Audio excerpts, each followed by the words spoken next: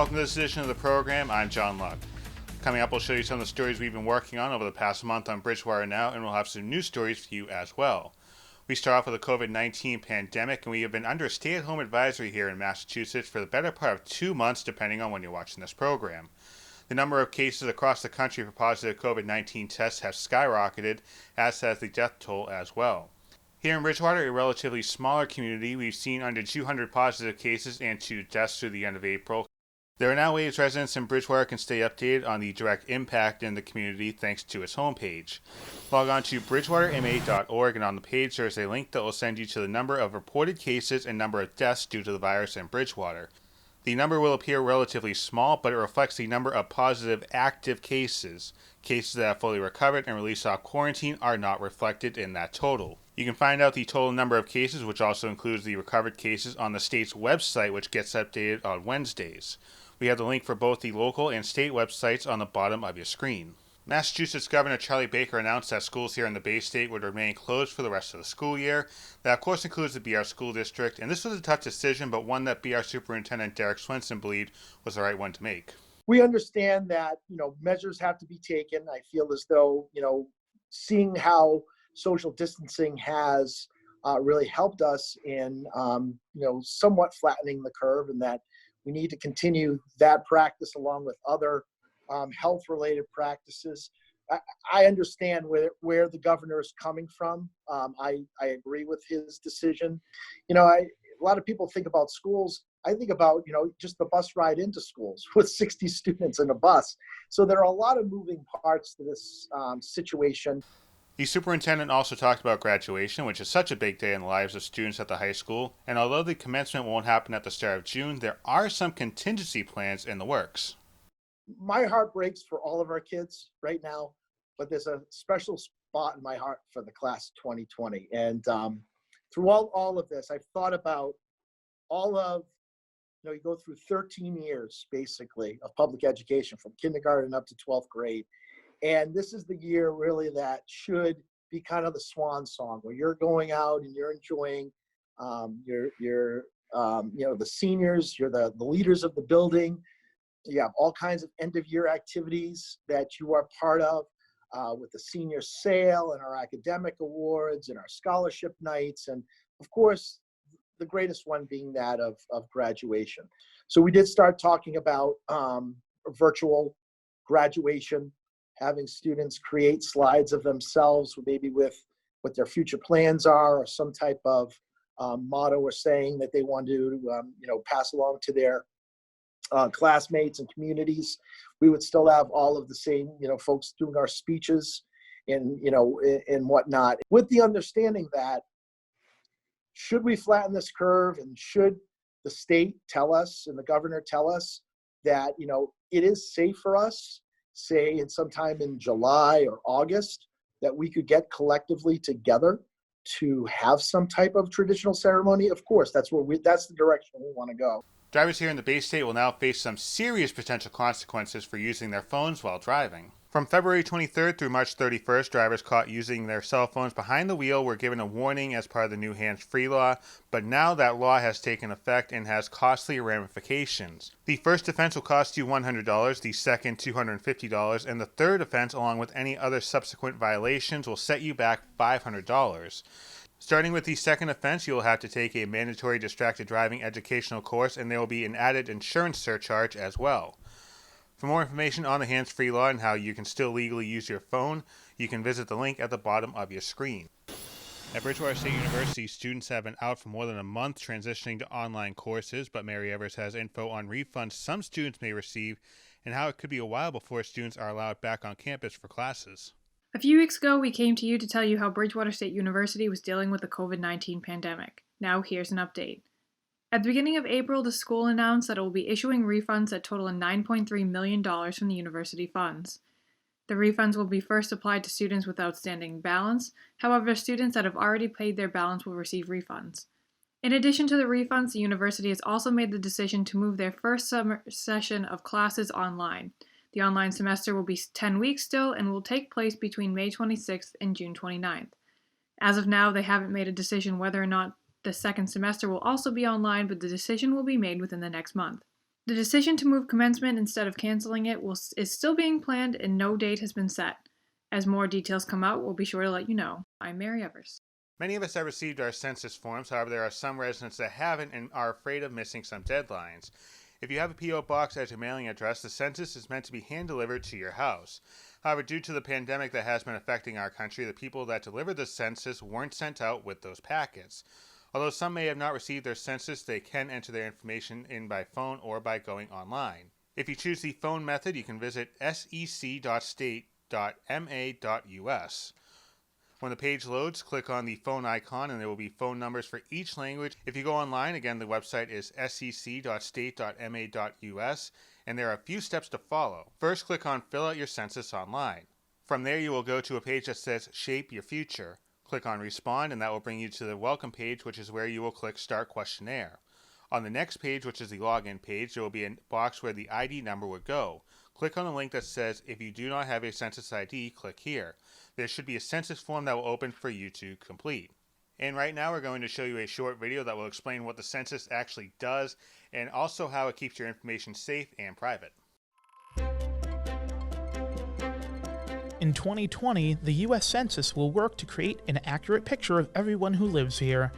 But why fill out the census? What is asked? And how is your information protected? The 2020 census is quick, and the questions asked are simple. They will ask how many people are living in your home, if you rent or own, and everyone's gender, age, and race. The census will never ask for your social security number, political affiliation, money, bank information, or citizenship status. If anyone asks this claiming to be from the census, they are trying to scam you. The census provides information that helps the government provide many things. For every person not counted, the city loses $2,400 in federal funding every year. It also helps determine how many representatives each state gets in Congress. Census information helps cities get grants and other money for infrastructure and road improvements, free and reduced lunch programs, childcare development, and much more. Your privacy matters. Under Title 13 of the U.S. Code, all answers given to the census are 100% anonymous by law and used only to produce statistics. All information about individuals is then kept confidential until 72 years after it was collected. How do you participate? This year, the census is offering a full online response option, along with phone and paper options. From March 12th to the 20th, there will be an invite to respond online sent to all homes, with reminders sent out if you don't respond. August through October, census workers will be out knocking on doors of those that haven't responded yet. So when the time comes, take a few minutes out to do this once-in-a-decade duty. For more information about the census, visit 2020census.gov. The annual town election has been postponed as a result of safety regarding the coronavirus until June 27th. The voting hours have changed from the usual time of 7 a.m. to 8 p.m. to now 10 a.m. to 4 p.m.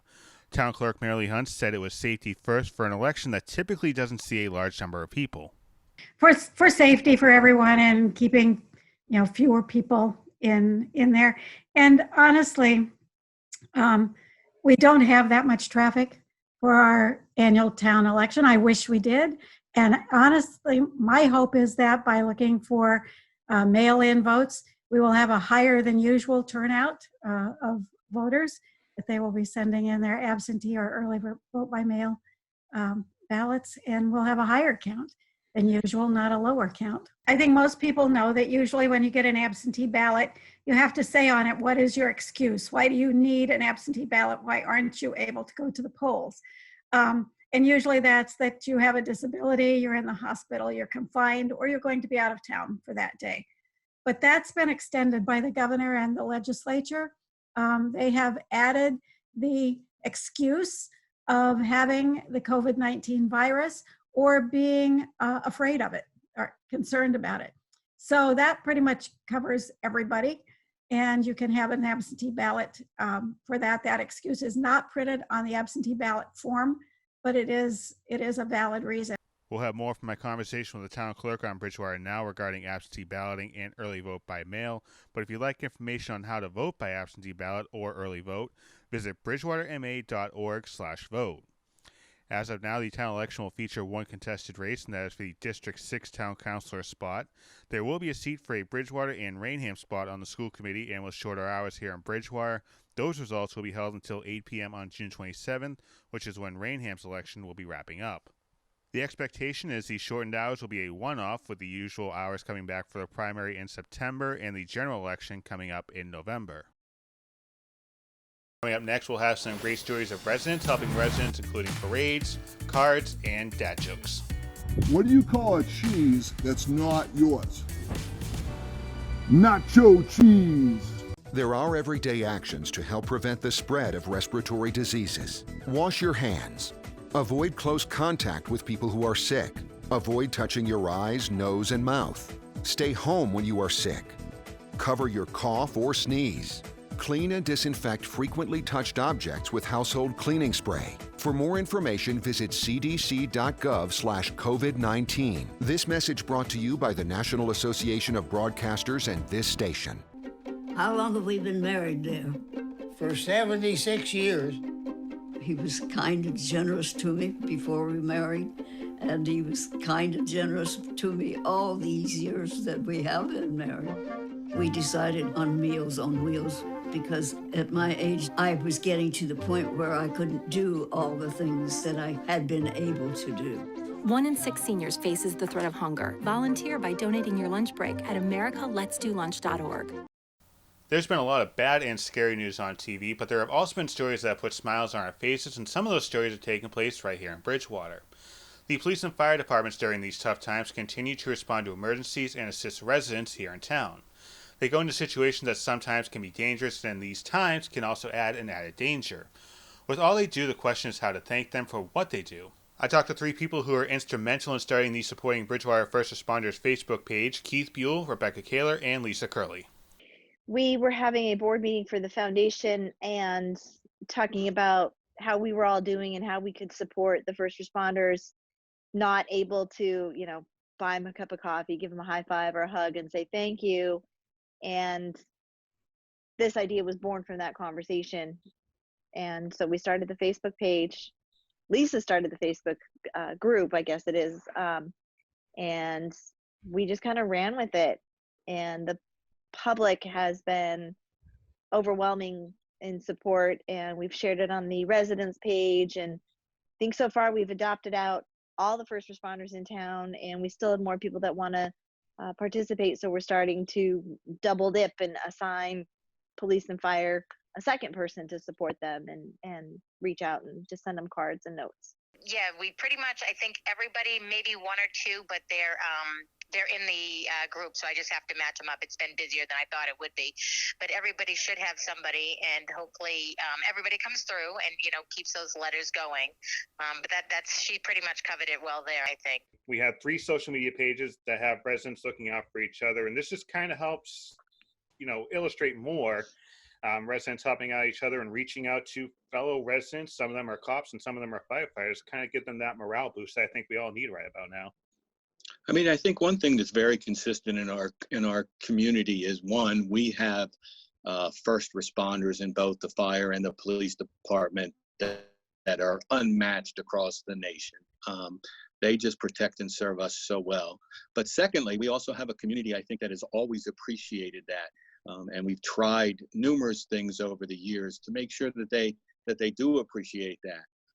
We currently are in an unusual circumstance, like Rebecca said, where we can't, get in close contact with them to let them know how much we appreciate them. So this idea was born. The response has been unbelievable, which I'm not surprised at. Social media can be a double-edged sword, but in this case, it's just been 100% positive reaction. People are sending cards, people are making, kids are making cards, and we hope that we can continue this through the end of this situation. which will end at some point. But there's no doubt in my mind that once this is over, the appreciation for what these first responders do for our community will never end, John. If anyone's watching this and wants to take part, maybe write their first responder a letter of thanks or a letter of gratitude, what's the best way to reach out to you guys? Actually, the Facebook page is the best. That's where it's supporting Bridgewater's first responders. And that way we can track who's getting assigned, who's not. We're all monitoring that. Some people have, their kids have gotten involved and drawn pictures and they've posted the pictures on that group, or the cover of their thank you card or whatever. And I think that's good morale for the rest of us too, to see everybody. It's like sending them, the first responders, a hug in the mail is the best way for me to explain it, and just to let them know that we're really thinking of them. In that page, once again, is supporting Bridgewater first responders. At the fire station, there was a delivery of personal protection equipment, or better known as PPE. This was delivered by MEMA inside of a National Guard truck, but that wasn't the only delivery to help the department. BSU donated cleaning supplies, and the BR School District donated N95 masks and thermometers. The BSU Police Department also received PPE in the form of masks. These are donated by Rita Starkey, also known as the Mask Sewer. Rita began making masks for her daughter and her friend who are working 12-hour shifts, and now has started making masks for first responders. They follow the CDC guidelines and are washable and reusable. Face masks have become essential and in some cases a part of our work uniforms, but they can be hard to find, and in some cases you can't find the material to actually make the masks. Earlier I had a chance to talk with a group of local women who have come together to make masks to make a difference. Evie DeLutis, Gail McCarthy, Gloria Moran, and Sue Ladd. First of all, everybody, thank you very much for taking some time. Hopefully you're all staying safe. The idea of sewing masks and handing them out, they aren't being sold, they're being sewed and given to people who need them. So what was behind this idea to sew masks? Well, we're all part of the Dress a Girl Around the World project, and we've been doing that for 2 years. And when the virus hit and the need for masks was evident, it was such an easy transition for us and other women who have not been on Dress a Girl but decided to join us also. So we just started using fabric that had been donated. We have not had any expenses. As far as a number of masks, we talked about this before we started recording, and I don't know if anybody has the number or an idea. We have completed, we've completed more than that, but we have distributed over 2,400 masks and have donated every single one of them. Why is it important to lend a helping hand to causes like Dress a Girl, or even more importantly right now, this COVID-19 pandemic, and doing what you can and what you know best? There's just such a need. I mean, people came to us, heard about this through a friend in Pennsylvania whose sister works at a hospital, and she said there's such a need for masks. So I mentioned it to these people, and this took off. We had the material, we had all the connections with people who sew. It was just a natural to get involved with the masks. And you have to share whatever talent you've been given. And we all just happen to know how to sew. And so this is what we're doing. I'm not a doctor, I'm not a nurse, I'm not a police officer, but I know how to sew. And so that's where my talents lie, and that's where my giving is. As Gail said, we're all sewers. I'm also the distribution center. I think my neighborhood thinks I'm in dealing something because people pull in. I beg, Evie sends me the people who need something, and I beg them, put their name, put them on the rocking chair on my front porch. And last week when she gave the request for the homeless for 200 masks, I was down to absolute zero. She put out the word, you wouldn't have believed my front porch. We had over 200 masks delivered, so we were able to fulfill that requirement. We talked about some of the causes that you guys are giving these masks to, and one of them is 200 masks were recently given to Brockton's homeless, and it was by your group. And they sent us a letter on social media, and we have it up on our screen right now on TV. I don't know if you got the letter, but just the amount of thanks that they have, I'd imagine it brings a smile to all of your faces. It brought tears to my eyes rather than the smile, although they were happy tears. I like the comment that they had about how they actually had a choice and they could choose, because so we have so many different fabrics and so many different patterns, and that gave these people some dignity to choose what they wanted to wear.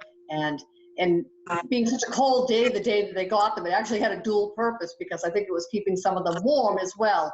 And I think it also gave them an opportunity to get some education about COVID-19 that they may not just be getting on the streets.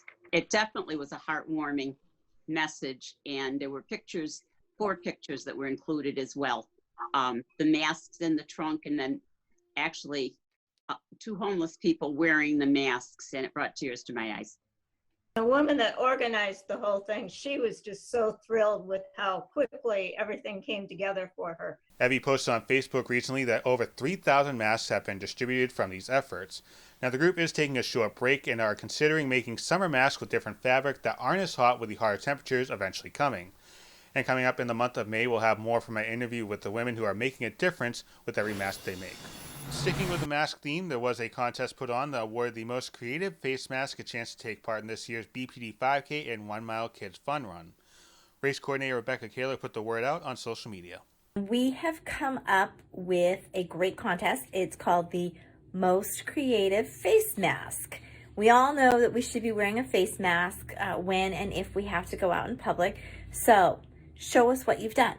Show us your absolute most creative face mask. Have you stitched it yourself, used scrap material, used old t-shirts? What have you done? Show us. The contest is over, but we do have some of the entries on your screen right now, and Bridgewater Police Chief Chris Del Monte said this regarding the face mask contest. We hope this contest can be a fun project that helps occupy everyone staying at home and spread some positivity throughout the community and on social media, while also resulting in a mask that helps keep you safe. Winners will be announced on the race's Facebook page, and we'll also share those winners with you on the Bridgewater Now update.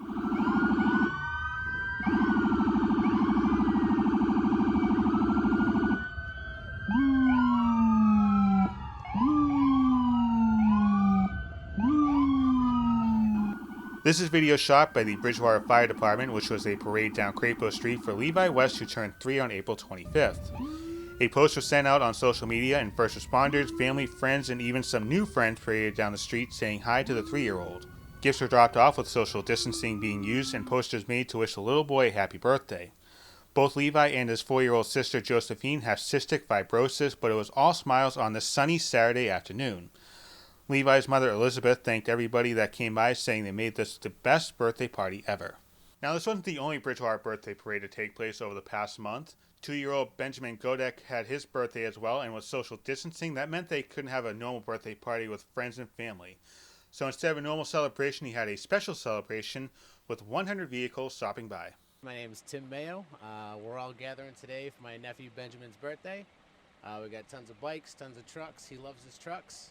All the social distancing, it's kind of weird not to have a birthday right now, but we're all here gathering. We're all going to celebrate his birthday. Let's get everybody on the roads. Let's get those horns beeping. Let's wish him a happy birthday. Hi, we're gathering today at St. Thomas Church in Bridgewater to get together to go see little Ben Godek for his 2nd birthday party. He couldn't celebrate with all of his friends, so we wanted to do a big parade in front of his house down at 402 Main Street in Bridgewater. Happy birthday, Ben. Thank you. Beautiful job. Ben turned 2 years old on April Fool's Day, and we were a little sad that we couldn't do anything big with our family and friends, so we decided to organize a parade, which I guess is turning out to be bigger than we all thought. But we're so grateful that everybody's coming out to wish him a happy birthday and give him a little love. I'm sure every parent can understand. They just want their kids to feel happy and special on their special day.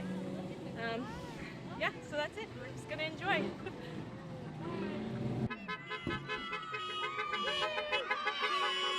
Thank you to Tony Esposito for getting video of this special celebration, and a happy belated birthday to Benjamin and Levi. A lot of the stuff that we see on social media can be argumentative, negative, and sad. We told you earlier that the BR School District, along with many schools around New England, would be closing for the rest of the school year, but that didn't mean that was the last time students would hear from their teachers and administrators.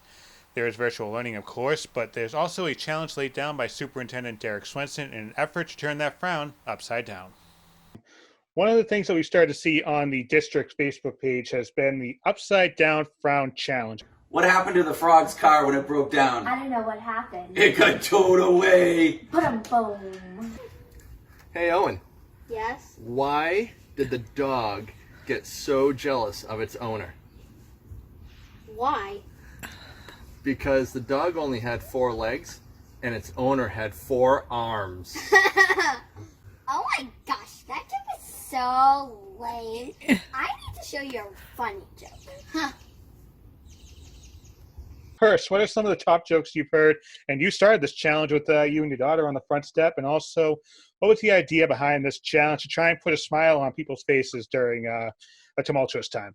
Yeah, I one thing we've stressed with our staff throughout this, if we were going to be remote learning, we again wanted to, even though we are physically apart, we wanted to continue to be socially connected to our students and our families. And I just stated that, yesterday my daughter was on a Zoom with her science teacher and was able to connect with all of her classmates. So we've really emphasized that as being a big part of this remote plan. So, part of that being, as an administrator, myself and Mr. Powers, one of the best parts of our job is when we get to go visit schools, and we visit schools, daily, but definitely throughout the week, we try to get to all the schools, and we have a really good connection with all of our students. And we saw that, teachers were being socially connected to kids, but it's difficult for us from an admin perspective to do that. So we started to kind of think about ideas of what we could do, and we started to create videos from the different schools, which have been great as well. And then I just kind of thought it'd be great because Mr. Powers and I love to have a good laugh here and there, and we love to incorporate that in our visits with our students and our staff. Wouldn't it be nice to, similar to the ALS challenge, kind of do, in a very difficult and sad time, try to turn that frown upside down and, put to work some of our best dad jokes, as my daughter would say. So it started off with, myself, kind of setting the stage as to what this challenge was going to be, and then challenging Mr. Powers. And if you kind of see the timeline and how it progresses, each person kind of adds their own flavor to it, to the point where I wish I didn't go first, because I would have definitely added a little bit more of my flavor to my presentation of a joke. But each one is kind of top the next, which I think is great. And I think that's important because oftentimes students see the administration as the bosses of the school, the disciplinarians, and you don't really get to see behind the curtain that we are people, we are parents, and we are folks that truly care about all of our kids and our staff and our communities. So I thought this was a kind of a nice way to kind of let me ham it up, which I love to do, and as do my admin team, but also as a way of kind of connecting and reaching out on a daily basis and giving, folks a smile and a good feeling inside, even if it's for a few minutes every morning. Coming up, the games end before they begin. Brian Barrard has more on spring sports not happening here in Massachusetts in 2020.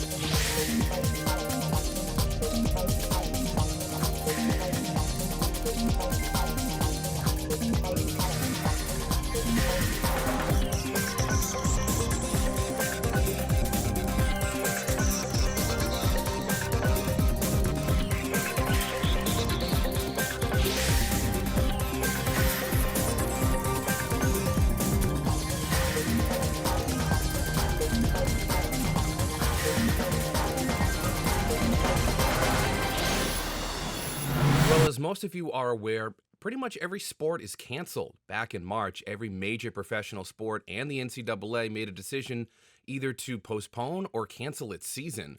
But locally here in Massachusetts, the MIAA was trying to hold out any sort of hope that a spring sports season could happen. MIAA was following the guidelines of Governor Charlie Baker, and when Governor Baker extended the stay-at-home order until May 18th and ordered all schools to remain closed for the rest of the academic year, the MIAA had no choice but to cancel its spring season. On its website, the MIAA released a statement reading, "In accordance with Governor Charles Baker's announcement Tuesday that Massachusetts schools will be closed to in-person learning for the remainder of the school year, the Massachusetts Interscholastic Athletic Association regretfully has canceled all spring sports and spring tournaments. Today's decision by the MIAA Board of Directors was difficult, disappointing, and one that was deferred for several weeks as association staff, association members from the Tournament Management Committee, and the board worked aggressively to construct optional structures to save the opportunity for our 80,000 student athletes to enjoy a spring season. Despite this disheartening but unavoidable action, it is paramount to applaud our constituents, principals, athletic directors, coaches, and student athletes for their positive power of example and cooperation during this unprecedented crisis." The MIAA would go on to say, "The life lessons inherent in the games we play will be our resiliency to provide mental and physical strength to focus on the discipline and teamwork to make a difference in the challenging chapters in the game of life. Hashtag one team, one MIAA." Now, no decision has been made on whether or not coaches and athletes can even have contact during this time, or even if spring sports can even meet after May 18th. The next Board of Directors meeting for the MIAA will be on May 13th, and that is expected to be a topic of discussion. And lastly, all of us here at BTV would like to congratulate Kenzie Madelanis of the girls basketball team for announcing her commitment to play for the University of New Hampshire. For the Bridgewater Review, I'm Brian Berard. All right, thanks, Brian. On the review and on Bridgewater Now, we've shown you some viral videos to help take your mind off of what's going on around the world and put a smile on your face. And we're going to stick with the sports team here. Oakland Athletics right field prospect Noah Vaughn took batting practice in his driveway, as many people have during these times, and he had his wife with him, Riley Sartain Vaughn, who is a softball infielder at Texas A&M. With his wife pitching, Noah took his swings and got a hold of one.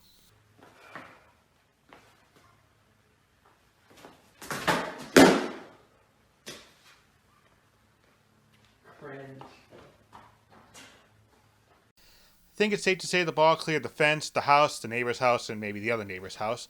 But one thing that might have not been too smart was doing a bat flip on your wife, because shortly after, this happened. Oh God. So again, some handy advice: don't do a bat flip with your significant other pitching, because bad things could happen. Thanks for watching this edition of the program. A reminder, you can watch Bridgewater Now updates and our weather updates on social media. We have those usernames on the screen right now. And coming up in the month of May, I'll have a conversation with the town clerk, Marilee Hunt, as we get closer to the town election. And we'll have more of my conversation with the 4 women who continue to make masks to make a difference. I'm John Luck. Thanks for watching.